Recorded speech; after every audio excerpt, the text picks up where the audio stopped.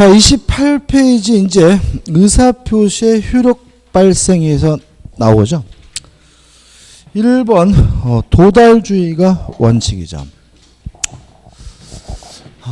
일단 의사표시가 갑에서 을로 전달이 된다. 갑을 우리가 표의자라고 하고 을을 상대배량이라고 하죠. 일단 의사가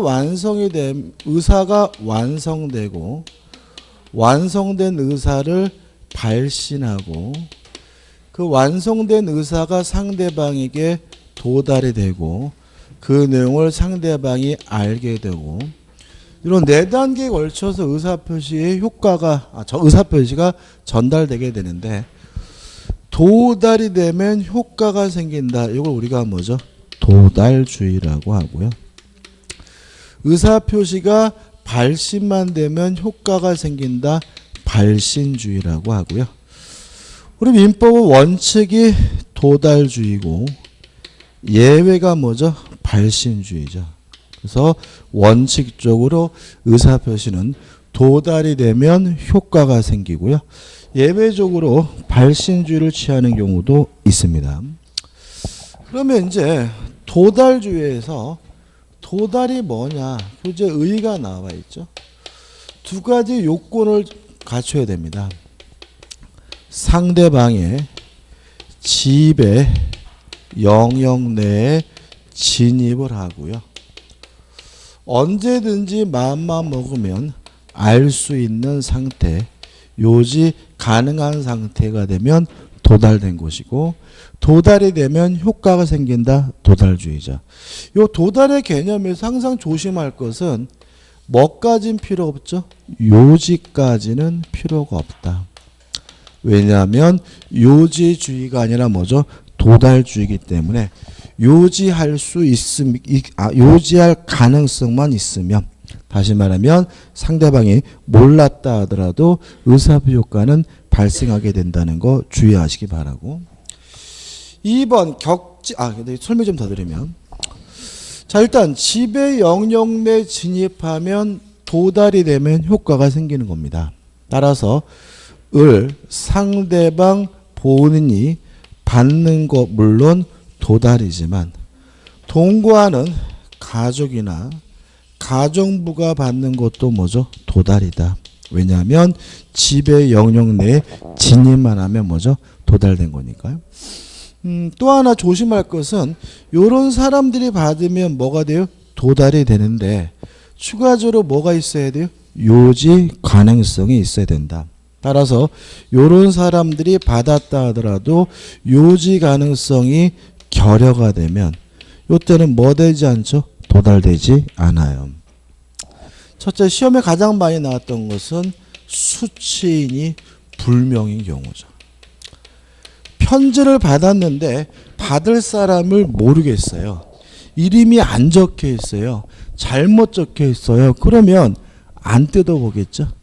따라서 손에 들고 있더라도 요지 가능성이 결여가 되니까 뭐 되지 않아요? 도달되지 않습니다.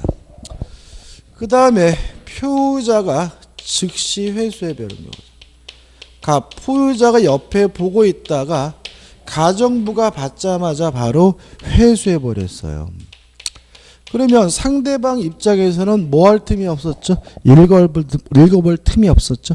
따라서 요지 가능성이 결여가 되기 때문에 못하지 않죠? 도달되지 않고요. 그 다음에 세 번째로 주민등록지에 배달이 됐어요. 주민등록지에 배달이 됐지만 상대방이 실제로 거기에 거주하고 있지는 않았어요.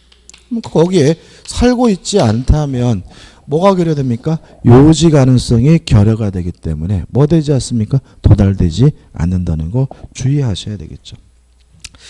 그 다음에 입증에 관한 문제를 좀 잠깐만요. 설명드려야 되구나. 그 다음에 이러한 지배 영역 내에 진입하고 요지 가능성이 있다는 사실을 누가 입증해야 되느냐? 도달을 주장하는 자가 입증해야 한다. 따라서 표의자가 주장한다면 표의자가 입증해야 되고요. 상대방이 주장한다면 상대방이 입증해야 되는데 표의자는 도달을 입증하기가 대단히 어렵기 때문에 뭐가 필요한 거죠?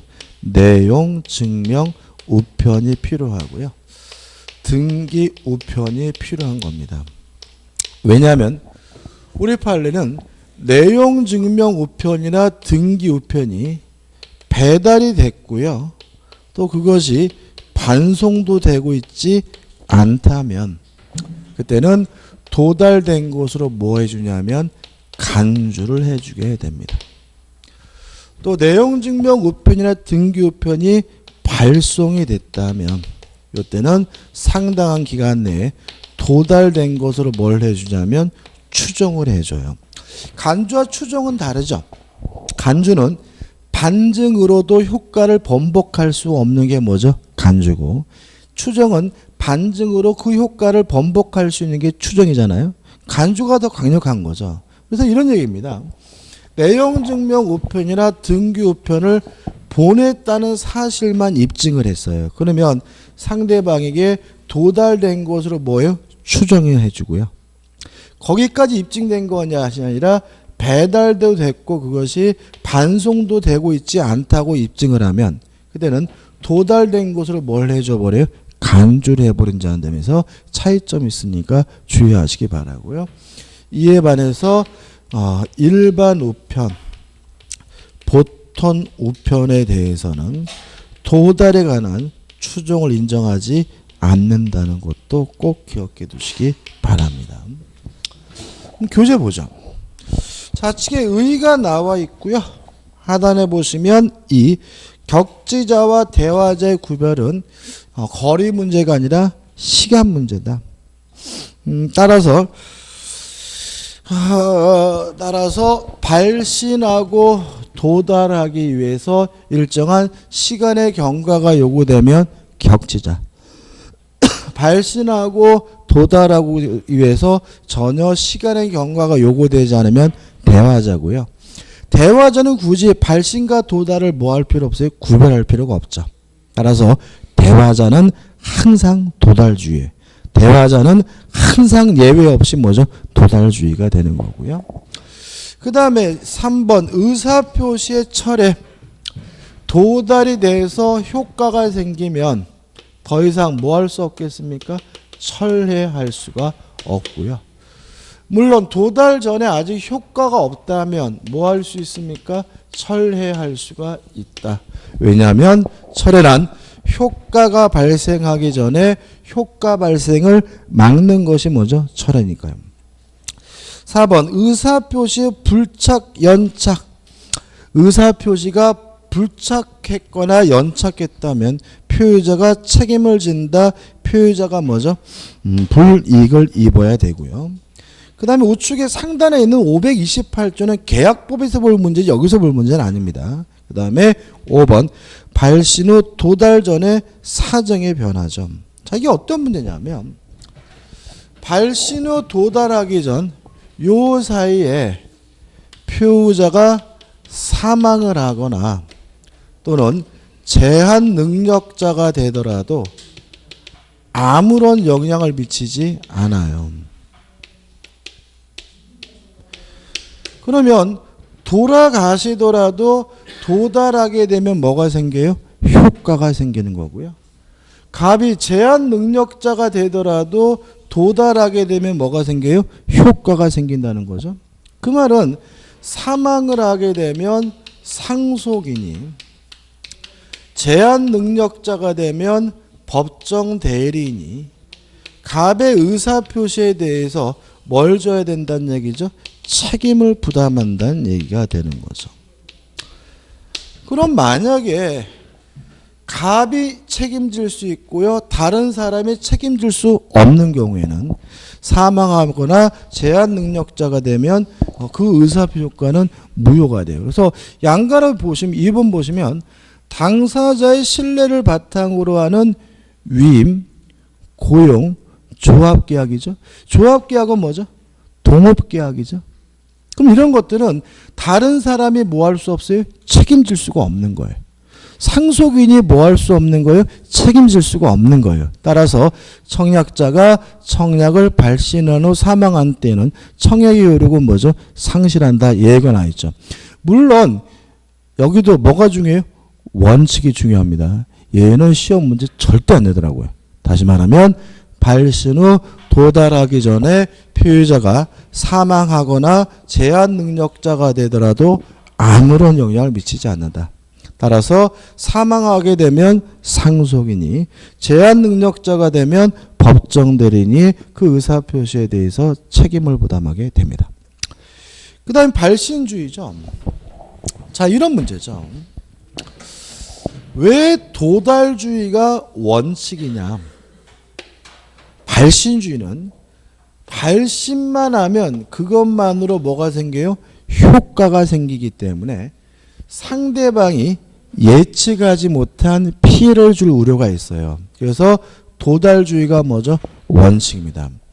그럼 발신주의는 언제 취하는지를 알 수 있는데 답장이 발신주의죠. 뭐가요? 답장이. 을이 갑에게 먼저 무언가를 했고요. 그거에 대한 갑의 답장 회신이라면 을은 나에게 무엇이 오고 있다는 사실을 충분히 뭐하고 있어요? 예상하고 있기 때문에 뭐가 되는 거죠? 발신주의가 됩니다. 그래서 답장, 청약에 대한 답장인 승낙은 뭐죠? 발신주의입니다. 을이 갑에게요 먼저 뭘 했냐면 청약을 했어요. 그거에 대한 갑의 답장인 승낙은 뭐죠? 발신주의를 취하고요. 그 다음에 최고에 대한 답장, 청약이죠. 최고에 대한 답장인 확답도 뭐죠? 발신주의입니다. 을이 갑에게 먼저 뭘 했냐면 최고를 했고요. 그것에 대해서 갑이 확답이라는 뭐죠? 답장을 보낸다면 이게 뭐죠? 발신주의인 거예요. 그래서 오른쪽에 하단에 보시면 1번 무권대리인은 상대방의 최고에 대한 답장인 본인의 확답은 뭐죠? 발신주의죠. 2번 제한 능력 상대방의 최고에 대한 답장인 확답은 뭐죠? 발신주의죠. 3번 채무인사적으로 최고에 대한 답장인 확답은 뭐죠? 발신주의죠. 5번 격지자 간의 승낙 뭐죠? 청약에 대한 답장인 승낙은 뭐죠? 발신주의입니다. 그 다음에 하나 추가되는 게 뭐죠? 사원총회 소집통지죠. 그래서 크게 두 가지입니다. 답장과 사원총회 소집통지가 뭐죠? 발신주의다. 이렇게 기억하시면 충분히 문제를 풀 수가 있습니다. 끝입니다. 그 다음에 넘겨보시면 의사표시의 공시송달이죠. 일단 요건만 기억하시면 됩니다. 과실 없이 상대방의 누군지 모르거나 상대방의 소재를 알지 못하는 경우에는 공시송달하게 됩니다. 끝. 그 다음에 4번 의사표시의 수령 능력이죠. 일단 모든 제한 능력자는 수령 무능력자입니다. 따라서 제한 능력자가 받더라도 원칙적으로 뭐 되지 않죠? 도달할 수가 없습니다.